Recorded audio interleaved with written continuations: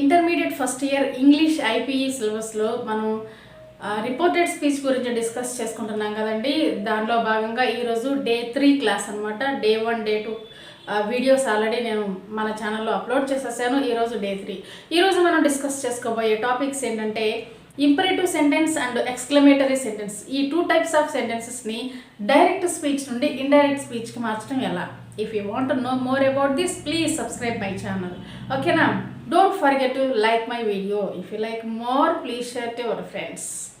Let's start our today's class. Okay, direct and indirect speech, ade reported speech. Okay na, already ee reported speech ku sambandhinchi 2 videos nenu upload chesanandi. Ee roju first manam discuss cheskoboye topic entante imperative sentences.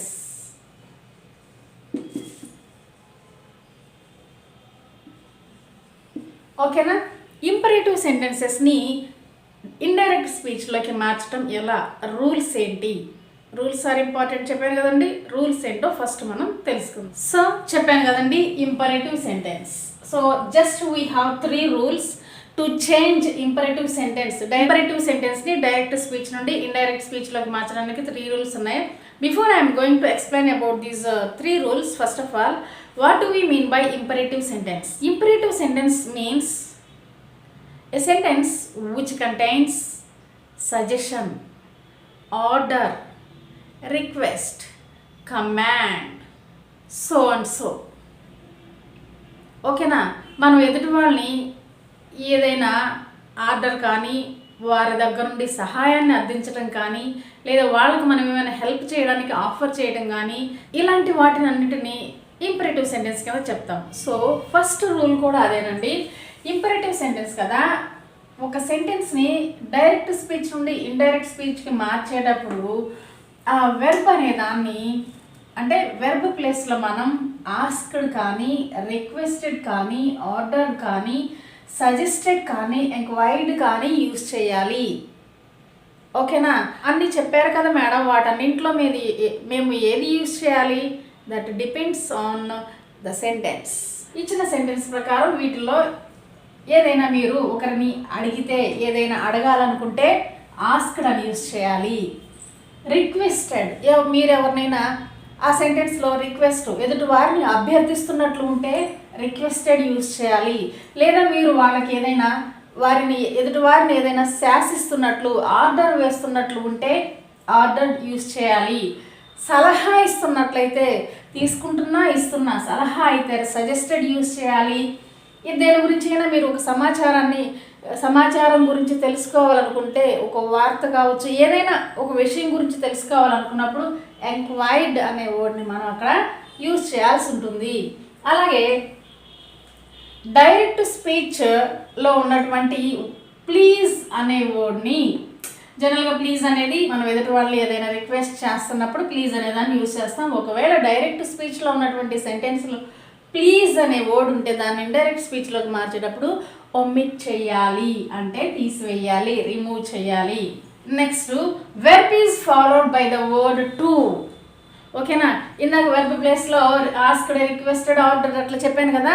Asked to, requested to, suggested to, enquired to, ఇలాగా ఈ verb పక్కన వెంటనే to అనే వర్డ్ని add చేయాలి. These are the 3 rules which we have to follow while we are changing a sentence from direct speech to indirect speech. Okay na? Now I will explain these 3 rules with some examples. Okay, once observe this sentence. Example, he said close the window please. చూడండి, ఇది పక్కన పెడదాం. Close the window, ఇది imperative sentence అండి. Please ఉంది కాబట్టి imperative సెంటెన్స్లో what type of sentence అని చెప్పొచ్చు అంటే ప్లీజ్ ఉంది కాబట్టి అది రిక్వెస్ట్. మన ఫస్ట్ రూల్ ప్రకారం ఇండైరెక్ట్ స్పీచ్లోకి మార్చేటప్పుడు ఈ హీ అనే ప్రొనౌన్ని యాజ్ ఇట్ ఈస్గా అలానే ఉంచి సెట్ కాస్త సెట్, దీన్ని మార్చమని చెప్పాను కదా, వెర్బ్ని మార్చేసేమని చెప్పాను కదా. ఈ సెట్ కాస్త ఏమవుతుంది, ఇది రిక్వెస్ట్ కాబట్టి హీ రిక్వెస్టెడ్. ఎవరిని రిక్వెస్ట్ చేశాడు, మీ, నన్నే, జనరల్. సో హీ రిక్వెస్టెడ్ మీ, అతను నన్ను రిక్వెస్ట్ చేశాడు ఏమని. నెక్స్ట్ రూల్ నేనేం చెప్పాను, to, the word to has to follow the verb. To close the window. And next please ఉంది కదా, మన rule, this is also one of the rule కదండి. omit the word please while we are changing sentence into indirect speech. Indirect స్పీచ్లోకి మార్చేటప్పుడు please అనే దాన్ని తీసివేయాలి, రాయకూడదు. ఎందుకంటే ఆల్రెడీ ఇక్కడ మనం రిక్వెస్టెడ్ అనే వర్డ్ యూజ్ చేసాం కదా. The word requested is representing please. Please అన్న రిక్వెస్ట్ అన్న ఒకటే కాబట్టి okay. And one more example we will see. The police man said, police man చెప్పాడు ఏమని, హ్యాండ్స్ అప్, చేతులు పైకి లేపు అని పోలీస్ మ్యాన్ చెప్పాడట. ఓకేనా. జనరల్గా పోలీస్ వారు మనతో మాట్లాడే విధానం అంతా కమాండింగ్లో కానీ ఆర్డర్లో కానీ ఉంటుంది, కానీ రిక్వెస్ట్లో ఉండదు కదండి. సో కాబట్టి ఇక్కడ హ్యాండ్స్ అప్ అనేది కమాండ్ కాదు, ఇట్స్ ఆర్డర్, అతను మనకు వేసే order. So while we're changing it into indirect speech, the police man, ఈ సబ్జెక్ట్ అనేది ఇలానే రాసేసి సెట్ ప్లేస్లో ఏం రాయాలి, హ్యాండ్స్ అప్ అనేది ఏమని చెప్పాను, order.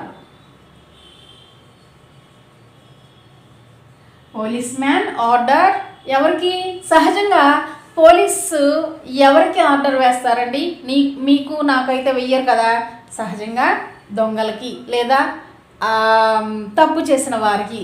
So order the thief. ఇంతవరకు అయిపోయింది. ఇప్పుడు ఇక్కడ ఈ పార్ట్ మనం రాయాల్సి ఉంటుంది. సో నేనేం చెప్పాను, ఆర్డర్డ్ వెర్బ్ తర్వాత టు అనే వర్డ్ ఫాలో చేయాలి, టు అనే వర్డ్ రాయాలి. టు ఏమని, ఏమని పుట్ హిజ్ హ్యాండ్స్ అప్ అంటే ఆ దొంగ యొక్క చేతులు కాబట్టి హిజ్ హ్యాండ్స్ అని వాడాలి. ఓకేనా. సో ఇక్కడ హ్యాండ్స్ అప్ అని ఉంది కదా, మరేంటి ఇక్కడ మీరు ఇంత మార్చేశారు అనొచ్చు. హ్యాండ్స్ అప్ అనేదేమో పోలీస్ థీఫ్తో డైరెక్ట్గా చెప్తున్నాడు, బట్ ఇక్కడ మనము పోలీస్ చేసిన పనిని మనం చెప్తున్నాము. ఓకే, డైరెక్ట్గా టు హ్యాండ్స్ అప్ అని కూడా రాయొచ్చు, but we have to follow some rules and regulations కాబట్టి కొన్ని వర్డ్స్ చిన్న చిన్న చేంజెస్ చేయాల్సి ఉంటుంది. సో హ్యాండ్స్ అప్ ప్లేస్లో పుట్ హిజ్ హ్యాండ్స్ అప్ అని రాయాలి, లేదా డైరెక్ట్గా మీకు ఇలా చేంజ్ చేయటం కన్ఫ్యూజింగ్గా ఉంటే హ్యాండ్స్ అప్ అనైనా రాయొచ్చు, తప్పేం కాదు. The police man order the thief to hands up. Police man థీఫ్ని ఆర్డర్ వేశాడు చేతులు పైకి లేపు నుంచోమని. ఓకేనా, అది. సో ఈ విధంగా ఇంపరేటివ్ సెంటెన్సెస్ని ఈ సజెషన్, రిక్వెస్ట్, ఆర్డర్ ఇలా వచ్చినప్పుడు మనం డిఫరెంట్ వేస్లో by following rules we can change. అదే లెట్ అనే వర్డ్ వస్తే ఆ రిపోర్టెడ్ స్పీచ్కి సంబంధించి లెట్ అనే వర్డ్తో స్టార్ట్ అయినప్పుడు ఎలా మనం దాన్ని మార్చాలో ఇప్పుడు చూద్దాం. ఇక్కడ ఈ సెంటెన్స్ మీరు అబ్జర్వ్ చేయండి.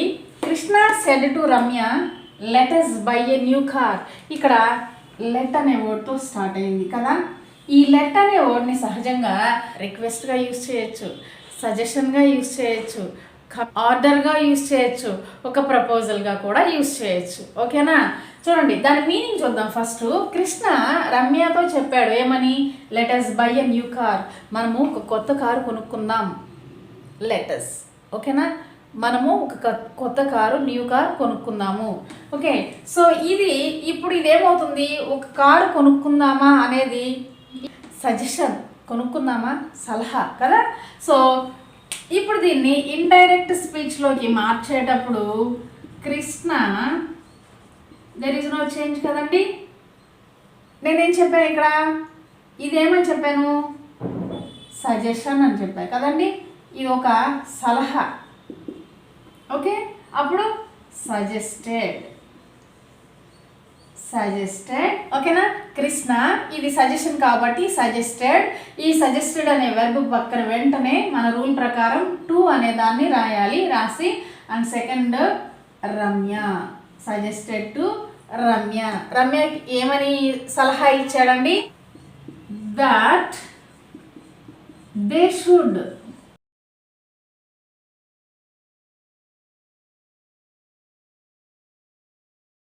buy a new car. They should buy a new car. Krishna suggested to Ramya that they should buy a new car. ఏమని సలహా ఇచ్చాడు, మనము ఒక మంచి కారు కొనుక్కుందాము అని చెప్పాడట. ఓకే, ఈ విధంగా లెట్ వచ్చినప్పుడు మనము దాన్ని కూడా ఈ విధంగా మార్చవచ్చు. ఈ ఎగ్జాంపుల్ చూడండి. సంధ్య సెడ్ టు ద మేనేజర్. సంధ్య మేనేజర్తో చెప్పింది లెట్ మీ గో హోమ్, అంటే వాళ్ళ మేనేజర్ గారిని ఇంటికి వెళ్ళాలి. సో మేనేజర్ గారిని అదేమవుతుంది, మేనేజర్ని అంటే మనకన్నా హయ్యర్ అథారిటీలో ఉన్న వారిని మనం అడగడాన్ని ఏమవుతుంది, రిక్వెస్ట్ అవుతుంది. మనం ఎప్పుడు కూడా మన సుపీరియర్స్ని ఆర్డర్ వేయము, కమాండ్ చేయము కదా, జస్ట్ అది రిక్వెస్టే. సో ఇది రిక్వెస్ట్ అనేది ఈ సెంటెన్స్ అది రిక్వెస్ట్లో ఉందా, ఆర్డర్లో ఉందా, సజెషన్లో ఉందా అనేది దీన్ని బట్టి మీరు డిసైడ్ చేసుకోవాలండి. సో దీన్ని ఇండైరెక్ట్ స్పీచ్లోకి మార్చేటప్పుడు సంధ్య సెడ్ టు ఏమవుతుందంటే రిక్వెస్టెడ్ ది మేనేజర్. ఎవరిని రిక్వెస్ట్ చేసిందంటే ది మేనేజర్ టు, చెప్పాను కదా రిక్వెస్టెడ్ ఉండాలి, టు ఉండాలి. ఇక్కడ లెట్ అనేది మార్చకూడదు. రిక్వెస్ట్లో మనం మార్చేటప్పుడు లెట్ అనేది యాస్టీజ్గానే రాయాలి. ఇక్కడ మీ అంటే ఎవరండి, లెట్ మీ అంటే ఎవరు, సంధ్య కదా. లెట్ ఇక్కడ సంధ్య అనైనా రాయొచ్చు, లేదా ప్రొనౌన్ అనైనా రాయొచ్చు. Pronoun for Sandhya is her కదా, యాక్చువల్గా షీ వస్తుంది, పర్సనల్ ప్రొనౌన్గా మార్చాలి. లెట్ హర్ అనైనా రావచ్చు, లెట్ సంధ్య. యాక్చువల్గా లెట్ హర్ అని రాస్తే బాగుంటుంది. ఒకవేళ మీరు కన్ఫ్యూజ్ అవుతారు అనుకుంటే లెట్ సంధ్య అనే రాయండి. Let her go home.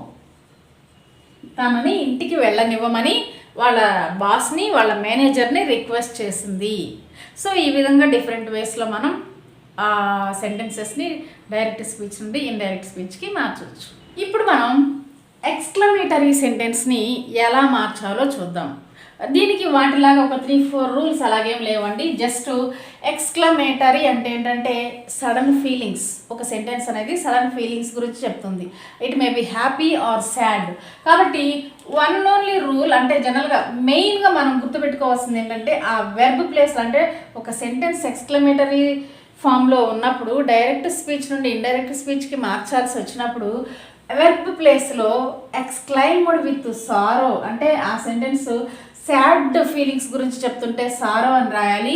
లేదా అది సర్ప్రైజ్, ఆశ్చర్యం, ఏదైనా గిఫ్ట్లు లేదా సడన్గా సడన్ హ్యాపీ న్యూస్ విన్నప్పుడు అలాంటప్పుడు ఎక్స్క్లైమ్డ్ విత్ సర్ప్రైజ్ అని, లేదా జాయ్, చాలా హ్యాపీ మూడ్లో సరదాగా నీకు ఏదైనా గిఫ్ట్ వచ్చింది, ప్రైజ్ వచ్చింది, ఫస్ట్ ర్యాంక్ వచ్చింది, గోల్డ్ మెడల్ వచ్చింది, జాబ్ వచ్చింది, నీకు నచ్చిన వారి ఇంటికి వచ్చారు, అలాంటప్పుడు మనం జాయ్ అనేదాన్ని యూస్ చేస్తాం. సో ఫైనల్గా దేనికైనా సరే ఎక్స్క్లైమ్డ్ విత్ అనేదాన్ని యూస్ చేయాలి. ఫైనల్గా సారో, సర్ప్రైజ్, జాయ్, షాక్, ఇలా ఏదైనా కానీ that depends on the part of ఈ సెంటెన్స్ కదా.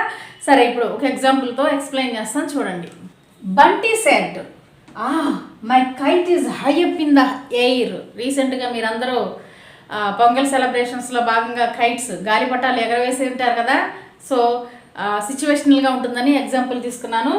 Bunty said my kite is high up in the air. ఇందాక నేను చెప్పిన రూల్ ప్రకారము ఇది సారో అవుతుందా, కాదు కదా, హ్యాపీనెస్. కాబట్టి జనరల్గా మనం ఆడుకునేటప్పుడు జాయ్ఫుల్ మూడ్లో ఉంటాం కాబట్టి దీన్ని జాయ్గా యూజ్ చేయాల్సి ఉంటుంది.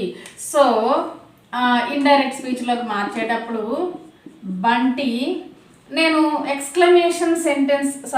ఎక్స్క్లమేటరీ సెంటెన్స్ మార్చేటప్పుడు ఈ సెడ్ అనే వెర్బ్ ప్లేస్లో ఎక్స్క్లైమ్డ్ విత్ జాయ్, సరదాగా చెప్తున్నాడు కాబట్టి ఈ సెడ్ ప్లేస్లో ఎక్స్క్లైమ్డ్ విత్ జాయ్. ఇప్పుడు ఇంకా అనేదాన్ని వాడకూడదండి, ఎందుకంటే ఆల్రెడీ ఎక్స్క్లైమ్డ్ విత్ జాయ్ అనేదాన్ని యూజ్ చేస్తాం కాబట్టి. దట్ మై కైట్ అంటే ఎవరి కైటు, బంటి కైట్ కదండి. బంటి కైట్ అంటే what is the pronoun for Bunty, his kite, లేదా బంటి కైట్ అయినా రాసుకోవచ్చిందా నేను చెప్పినట్లుగా. బంటి కైట్ అనే కన్నా హిజ్ కైట్ అంటేనే బాగుంటుంది. దట్ హిజ్ కైట్ ఈజ్ V1లో ఉన్నటువంటి ఈ హెల్పింగ్ వెర్బ్ వాజ్ అనే V2 ఫామ్లోకి మారుతుంది. హయ్య in the air Bunty exclaimed with joy that his kite was high up in the air. ఓకేనండి, చూసారా ఎంత ఈజీనో. చిన్న చిన్న చేంజెస్ మీరు గుర్తుపెట్టుకోవాల్సింది చిన్న చిన్న వర్డ్స్ గురించి. ఓకేనా, దట్స్ ఇట్ ఫర్ టుడే అండి. I hope you have understood well today's class. ఓకేనా, again we will meet tomorrow. Until then, bye to all. Have a nice day.